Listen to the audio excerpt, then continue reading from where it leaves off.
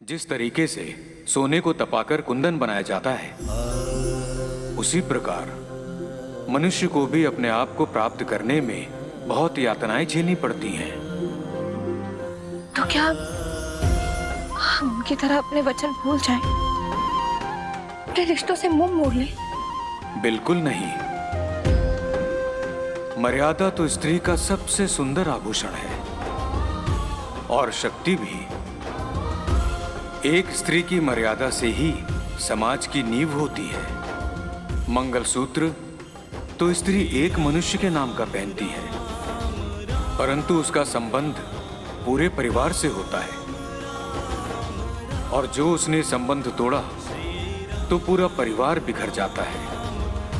इसलिए अन्याय मत सहो, परंतु तुमने जो वचन लिए हैं उनके साथ न्याय करो। परिवार के उन रिश्तों की मर्यादा रखो। इसलिए मर्यादा को अपनी दुर्बलता नहीं, अपनी शक्ति बनाओ।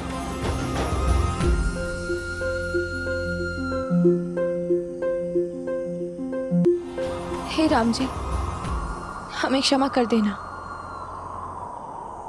एक पल के लिए हम आपसे नाराज हो गए थे, लेकिन हमें फिर से उठ खड़े होने की शक्ति देने के लिए आपका बहुत बहुत धन्यवाद।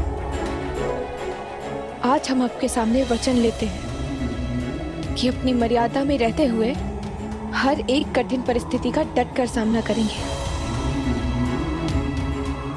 जय श्री राम।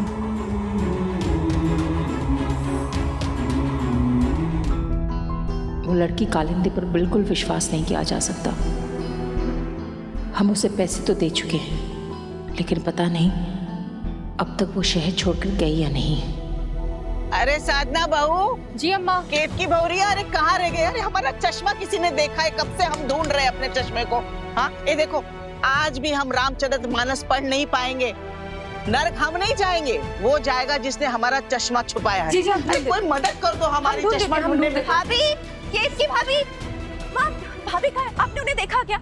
हमने उनसे कहा था कि 10 बजे से पहले हमें डबल प्लेट वाली साड़ी पहनकर फोटो अपलोड करना है, और वैसे साड़ी प्लेट करना तो सर भाभी को ही आता है। अब भाभी, भाभी आप। केत की भाभी, ये देखना जरा। अब तुम्हें क्या चाहिए वरुण? भाभी नहीं आई अब तक। अरे विमेन वेलफेयर वालों की प्रेजेंटेशन है, और भाभी से चेक करा बिना कैसे भेज दूं आगे, बताओ। ये कहाँ रह गई बहुरिया? कहाँ रह गई? उसे पता है ना, अगर वो घर से बाहर जाती है तो सारा काम तितर बितर हो जाता है। अरे लगाओ, मेरा शक्ल मत देखो, लगाओ अपनी चहेती को फोन। अम्मा जी बहुत देर से कोशिश कर रहे हैं, दोनों का फोन नहीं लग रहा है। फिर से लगाओ। जी जी, हम दोबारा कोशिश करते हैं।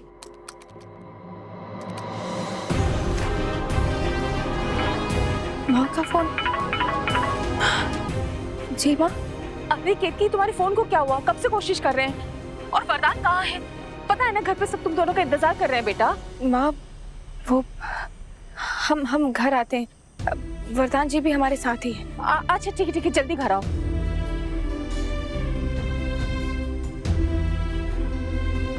हमने माँ से कह तो दिया है कि वरदान जी हमारे साथ हैं, लेकिन पता नहीं वो कहाँ होंगे। हमें एक बार वरदान जी को कॉल करना चाहिए। अरे बड़ी गाड़ी है तो क्या गरीब की जान लोगे? अरे बड़ी गाड़ी है तो क्या गरीब की जान लोगे?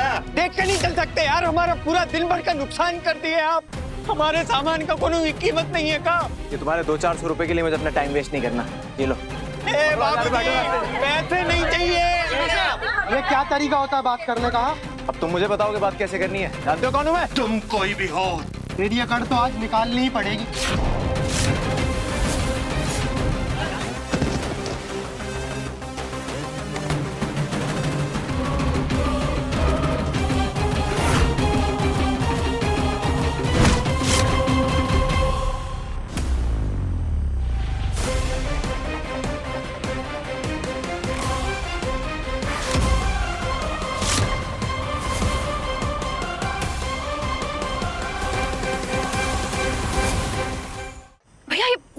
शांत हो जाइए। ऐसे लड़ाई झगड़ा करने से किसी भी समस्या का समाधान नहीं निकलता है। अरे लेकिन कोई हमें पैसे का घमंड दिखाएगा तो हम सुनेंगे थोड़ी ना। इस बेचारे फल वाले से माफी मांगने की जगह इसे डरा धमका रहा है, उल्टी बातें कर रहा है इससे। भैया शांत हो जाइए, हम इनकी तरफ से आपसे माफी मांगते हैं। शांत हो जाइए आप।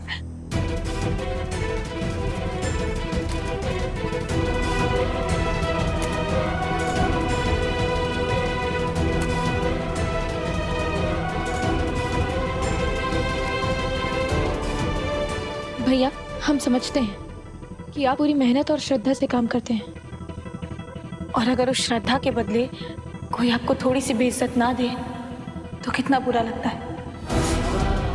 आप इन पैसों से किसी के नुकसान की भरपाई जरूर कर सकते हैं, लेकिन इन पैसों से किसी की इज्जत नहीं खरीद सकते। दिल बड़ा रखिए और माफी मांग लीजिए इनसे।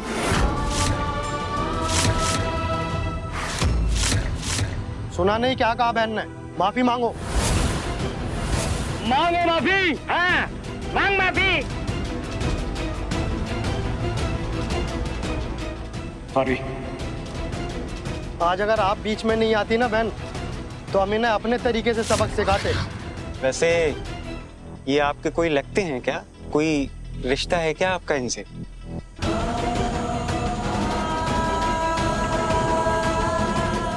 इंसानियत,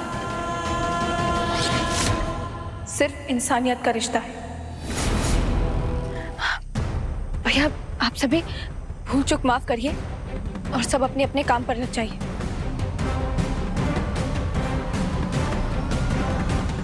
माँ घर पर इंतजार कर रही है। चलिए। चलो।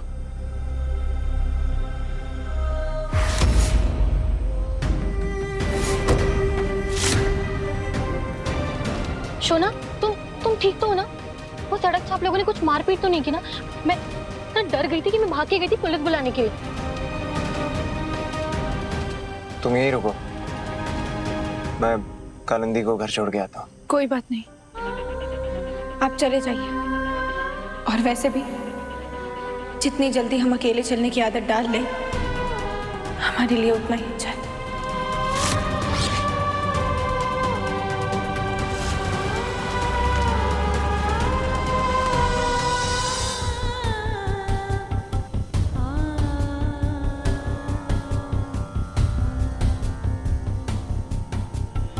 घर के अंदर नहीं गए अभी तक? कैसे जाते? माँ से हमने कहा था कि हम आपके साथ हैं। साथ तो रहना पड़ेगा, मुझे छोड़कर जाओगी भी कहाँ? चलो।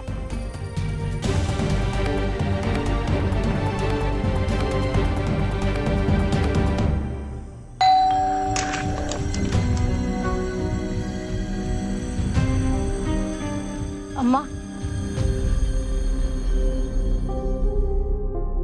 10 बजे कहाँ थे तुम दोनों? कहा बौरिया, घर से बाहर कदम रखते ही तुम घर की सारी जिम्मेदारियां भूल जाती हो। तुम्हें तो पता है ना, तुम्हारे बिना इस घर की इंजन पटरी से उतर जाती है। वो माँ भी मेरी है, वो घर भी मेरा है, और वो घर वाले भी मेरे हैं।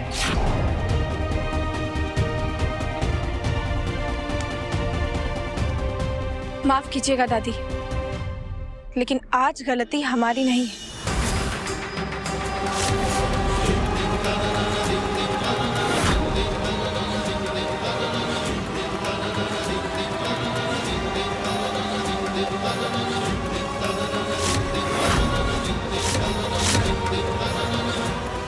बल्कि सारा कसूर इनका है। आपको क्या लगा वरदान जी, आपने इतना सब जो किया वो हम परिवार वालों को नहीं बताएंगे? क्या क्या किया वरदान? अरे हाँ, बताओ क्या किया? क्या किया, हम भी तो सुनना चाहते हैं। क्या किया हमारा लल्ला ने? शादी के इन 6 सालों में पहली बार वरदान जी ने हमें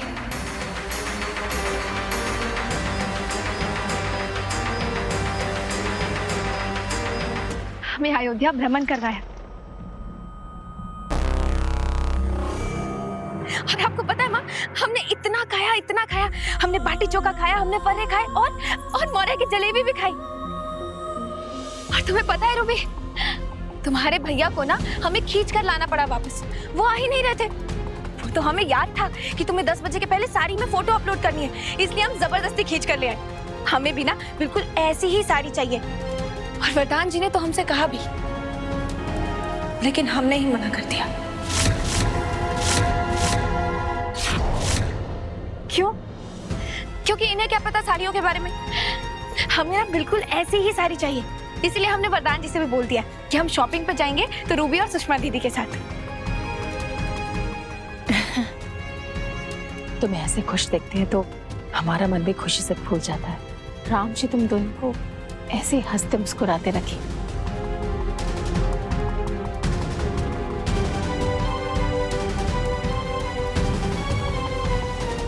माँ, मेरा कुछ सामान गाड़ी में रह गया, मैं लेकर आता हूँ। भाभी अब चलो ये साड़ी वाड़ी की डिस्कशन बाद में करना, पहले मेरी प्रेजेंटेशन में हेल्प करो। चलो देखिए ना भाभी, मेरी प्रेजेंटेशन है।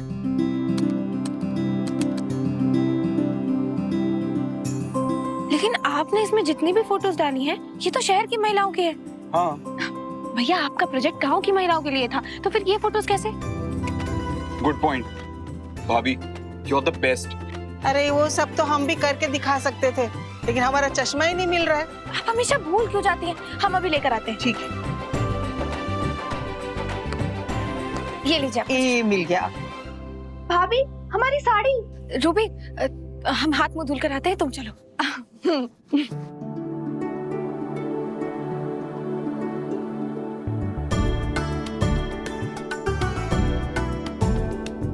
अरे माँ, वो सुबह से बहुत धूल मिट्टी में घूम लिए ना, हम अभी आते हैं। ये कितनी हमसे नजरें क्यों चुरा रही है? ओह, आज ये सही से क्यों नहीं बन पा रहा है?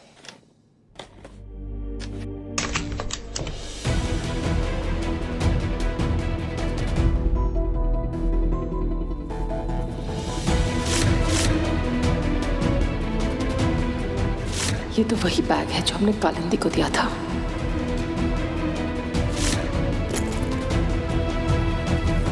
मैंने कभी सोचा नहीं था कि एक दिन मेरी माँ मुझे इस तरह पराया कर देगी।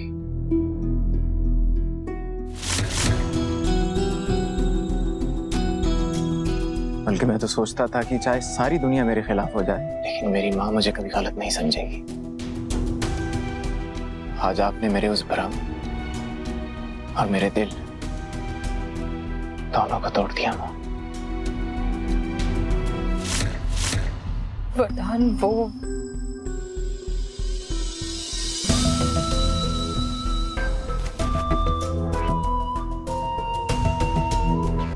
याद है माँ, जब पापा हमें छोड़कर गए थे तो आपके हाथों में एक भी सोने का कंगन नहीं बचा था। तो मेरा सपना कि अपनी माँ के लिए इतना सोना, इतने गहने खरीदूं कि दुनिया की हर औरत आपको देखकर आपके भाग्य से जलन महसूस करे। ये सिर्फ गहने नहीं है माँ, ये मेरा सपना है। और आज एक छोटी सी गलतफहमी को लेकर आप मेरे सपने को एक पराई औरत के घर छोड़े। अगर आपके मन में कोई शक था तो आप मुझसे बात कर सकती थी। क्या आपका बेटा इस लायक भी नहीं? आपको क्या लगता है आप मुझसे कोई सवाल करेंगे, मैं उसका सच्चा जवाब भी नहीं दूंगा?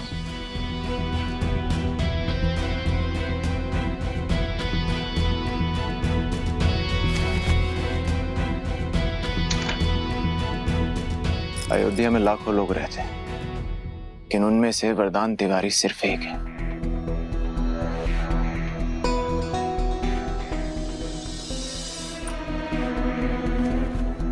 वो वरदान तिवारी जिसने अपनी माँ को अच्छी जिंदगी देने के लिए ये 100 करोड़ का अंपायर बनाया। इसीलिए आपके बेटे के पीछे कई लड़कियां पड़ती आई हैं, लेकिन क्या आज तक मैं आपके दिए गए संस्कार भूला? सच कह रहा हूं, आज आपने जो मुझ पे शक किया है ना, मेरे अंदर कुछ टूट गया।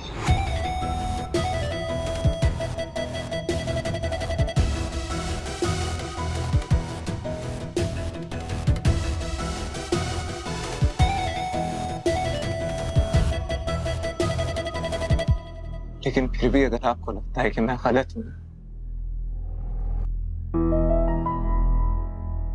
आप जो सजा देना चाहती हैं उसके लिए मैं तैयार हूं।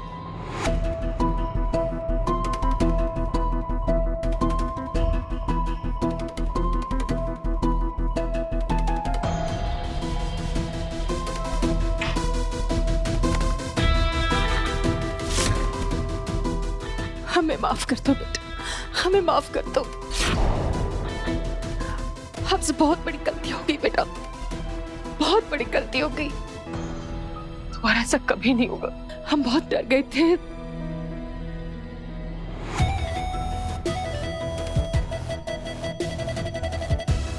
मेरा कालिंदी के साथ कोई रिश्ता नहीं है